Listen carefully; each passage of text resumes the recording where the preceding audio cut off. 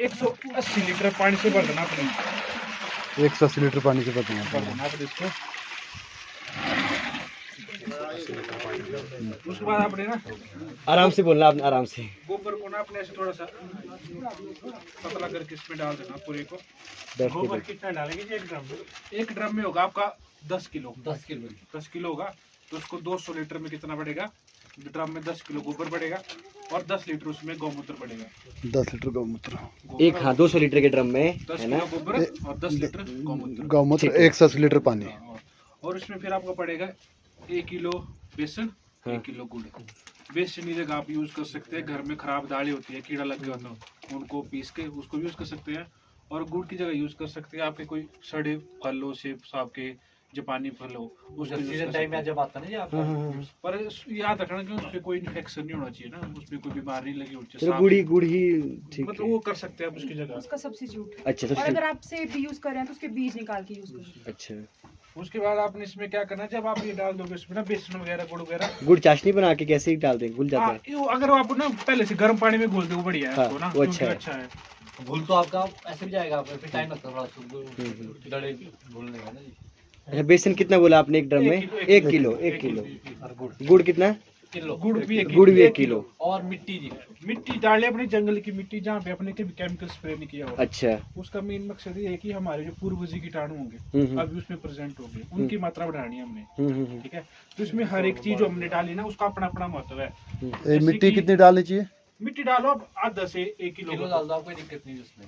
अच्छा, छान के बढ़िया नहीं ऐसे ऐसे डाल देंगे। जीवाणु आपका मल्टीप्लाई करने वाला ठीक है, करेगा। ठीक अगर है। खासकर जंगल की मिट्टी नहीं जी आपका, देवदार के उसके नीचे की मिट्टी, बिल्कुल। अखरोट के नीचे की मिट्टी, जंगल की मिट्टी डाल के आपने इसको कोशिश करना है कि जब भी आपने घुमाना है इसको ना, ये अब डिपेंड करेगा कि आपकी टेम्परेचर कितना होता है। टेम्परेचर के हिसाब से बनता है ये। जैसे हमारा दही नहीं जमता, वो हिसाब फर्मेंटेशन से जमता है। अगर आपका टेम्परेचर ठीक है तो 3 दिन में बन के तैयार हो जाएगा। तो जब बनेगा तो स्मेल आएगी, आपसे बर्दाश्त नहीं होगी स्मेल हो।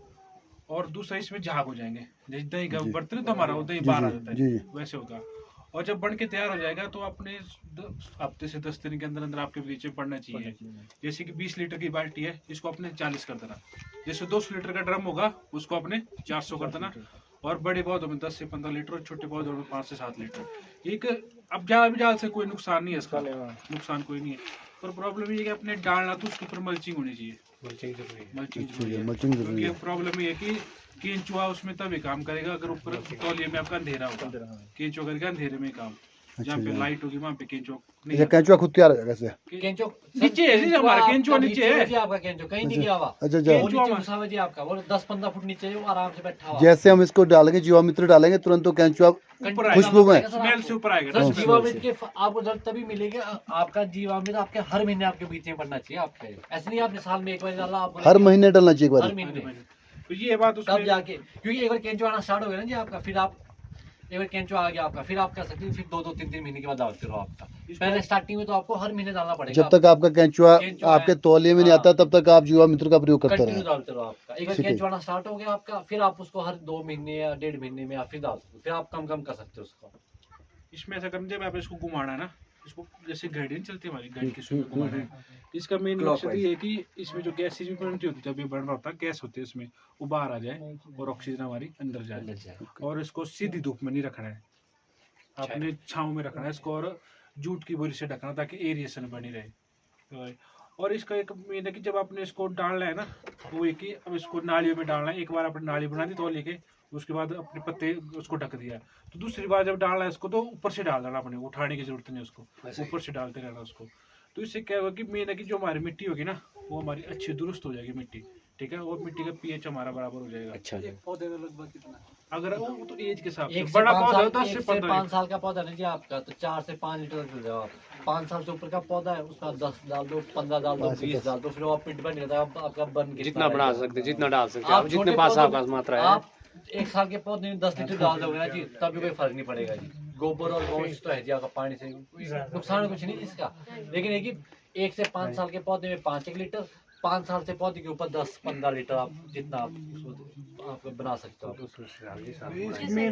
ये नर्सरी ना, इसमें मैंने भी डालने सब में डाल दो, उसका कोई ऐसा ये मतलब नुकसान तो कोई है नहीं इसका। पर इसका जो क्वांटिटी तो ये क्या मैक्सिमम ज़्यादा से ज़्यादा एरिया कवर कर दे। हाँ जी। अगर आप ज़्यादा डाले लगे कि पौधे में तो आपको बनाना ज़्यादा पड़ेगा।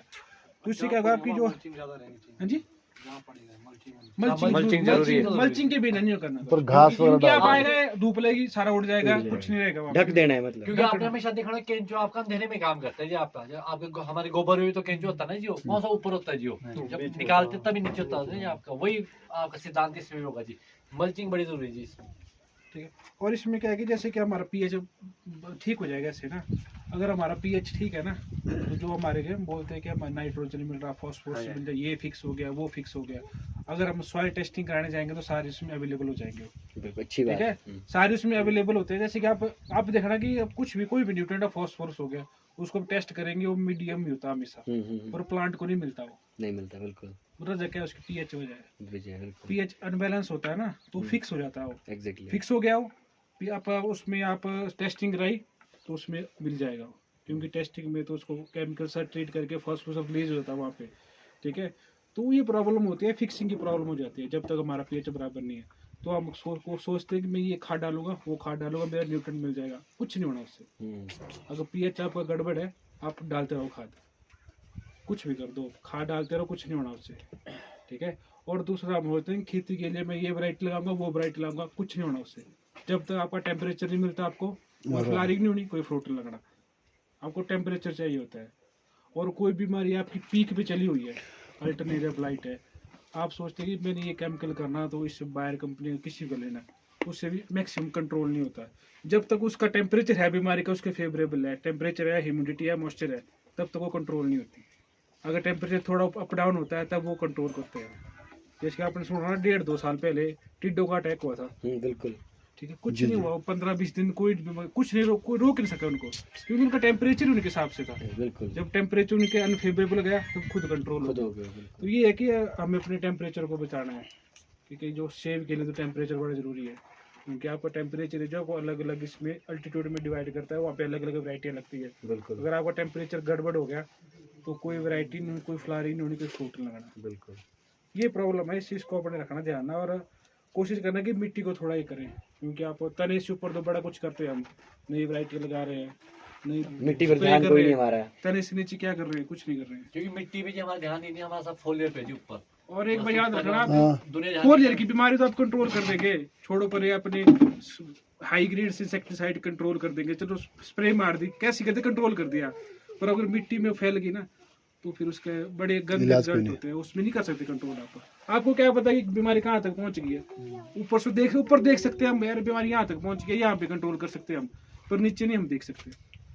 जब तक जो ये सॉइल टेस्टिंग होती है ना, कितने एक दिन में कितनी टेस्टिंग, कितनी रिजल्ट दे सकते हैं ये लोग, कैसे? वो तो सर लैब में कितने सैंपल चल नहीं, मैंने अगर हमने यहीं पर मेरी बात हो रही थी, यहाँ पे भी हो सकता है गाँव में सॉइल टेस्टिंग का ना। सर वो तो आपने कहना मिलता जी, शिमला में हमारी होती है सॉल्ट। हाँ मुझे पता है, बोल रहे थे बहन आती है। हाँ वो तो फिर डिपेंड करता है कि वो आप कौन सी एक होते हैं ना बेसिक, हाँ उसमें तो आपकी एनपीके होगा, हाँ हाँ पीएच होगा, हाँ। ऑर्गेनिक मैटर होता है। चलो बेसिक भी हो जाए, पीएच चलो तो उस पता चल वैन को ले जाएगा। आएंगे फिर हम हाँ यहाँ वो ना। वैन आ सकती, वो तो कर लेंगे, एक दो दिन रखी वैन यहाँ पे तो पूरे गांव की हो जाएगी आपकी। बस उसको मंगवा दूंगा मैं ना, मैं उनको बोल दूंगा डिपार्टमेंट वालों को ना, हमारे क्योंकि टेस्टिंग नहीं हो रही, हमारे लोग बेचारे अब सुन तो लिया इन्होंने आज सबने ना, अब ये कहाँ जाएंगे टेस्टिंग करवाने, सॉइल टेस्टिंग हमारी सॉइल करवाने। टेस्टिंग वैन है जी, आप नीचे बोलो कि हम वैन ना ना उन्होंने बोला था पहले ना, लेकिन हाँ। मुझे लगा कि आप लोग आएंगे, आज कुछ होगा साथ में, लेकिन चलो कोई बात नहीं, मैं उनको बोलूंगा। क्योंकि सर ये तो केमिकल वगैरह होते हैं ना उसमें करने के लिए, उसमें पूरे गाँव की 2 दिन में हो जाएगी ना हाँ, तो हो सॉइल जाएगी, टेस्टिंग। हो चलो जाएगी। ठीक है, बोलो आप।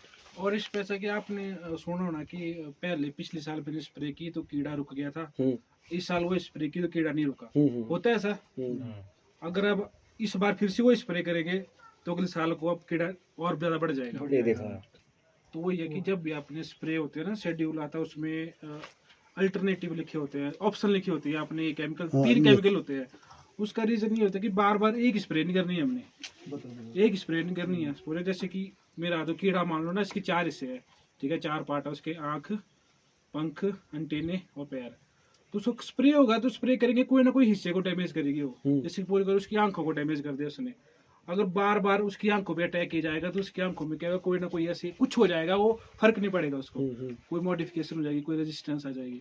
तो क्या क्या अपने बार बार केमिकल को क्या करना है, अल्टरनेट करना है, हमने चेंज करना है। सॉल्ट होता है जी आपको बेसिकली ना, जब भी आपके देखो हॉर्टिकल्चर का शेड्यूल आता है ना जी आपका, हमेशा देखना आपने केमिकलों का डोडेन या डाइथीन ऐसे करके होगा। जब भी आप स्प्रे करते हैं ना जी आपने, तो हमेशा आपने वो सॉल्ट चेंज करना आपने, मतलब कंटिन्यू नहीं मारते हैं एक सॉल्ट को कंटिन्यू यूज हाँ, करना है। कंटिन्यू करते हैं आप। जैसे आपने वही किया, जैसे आपके सिर्फ 3 अल्टरनेट है आपकी, इस साल आपने इस बार ये किया, अगली बार स्प्रे के लिए ये कर दो, हमेशा चेंज करते हैं ना। ठीक है। ठीक है। और दूसरी बात यह है कि आपने कभी ओवरडोज नहीं करना है। अब हम सोचते हैं कि कीड़े है ना, हमने कीड़े पूरे खत्म करने हैं, दिखना नहीं चाहिए कभी, ये गलत अप्रोच है, ऐसा नहीं करना है। कीड़ों का क्या होता है कि अगर आपके पौधे 10 बीघा में ना, उसमें अगर 100 कीड़े हैं ना, अपने लेवल से नीचे आपको कोई नुकसान नहीं पहुंचा रहे हैं, आपकी 2-4 पत्ते खा रहे हैं पर आपको नुकसान कोई नहीं, आपके फ्रूट सब कुछ चल है, तो उसमें आपको स्प्रे करने की जरूरत नहीं। वैसे अगर आप हैवी डोज करते हैं ना, तो उसमें क्या होता है, उससे रेजिस्टेंस आ जाती है। और जब जैसे कोरोना आया था ना, इतना फैल गया, अब मैक्सिमम पॉपुलेशन रेजिस्टेंट हो गई है, जुकाम बुखार हो रहे हैं और चल रहे हैं। वैसे होता है कीड़ों में भी, अगर हमने हैवी डोज की ना, उनको थोड़ा सा झटका लगेगा, फिर से वैसे चल पड़ेगी। तो कहता है कि जो लेवल होता है, जो डोज दिए होते हैं, वो किसी रिसर्च से करके होते हैं, उनके मल्टीपल रिसर्च ट्रायल्स होते हैं। उसका मतलब क्या होता है कि लेवल से नीचे लाना उनको बस, ताकि हमें डैमेज न करे, बिल्कुल खत्म नहीं करना उनको। अगर आप खत्म करने के लिए स्प्रे करते हैं ना, जो हमारे मित्र कीट होते हैं वो उसके वजह से खत्म हो जाते हैं। वो चीज और तभी जो आप बोल रहे थे कि सेंजो स्केल आ रहा है, फिडार कंट्रोल नहीं हो रहे, अब नहीं होने कंट्रोल सर, वो जब तक उसमें नेचुरल बैलेंस नहीं बनेगा। बैलेंस में नजर रखिए। जब तक नेचुरल बैलेंस आ जाएगा ना उसका, मित्र कीट जैसे कि तोता मामा, एफिलिनस माली, टीडे कीड़े केंचुआ। मकोड़े, पंछी आ जाएंगे, चिड़िया आ जाएगी, तब खुद कंट्रोल हो जाएंगे। कंट्रोल मतलब अपनी लिमिट से नीचे रहेंगे, वो अपनी लिमिट से ऊपर नहीं आएंगे। ये रीजन हमें सस्टेनेबल बनाना पड़ेगा।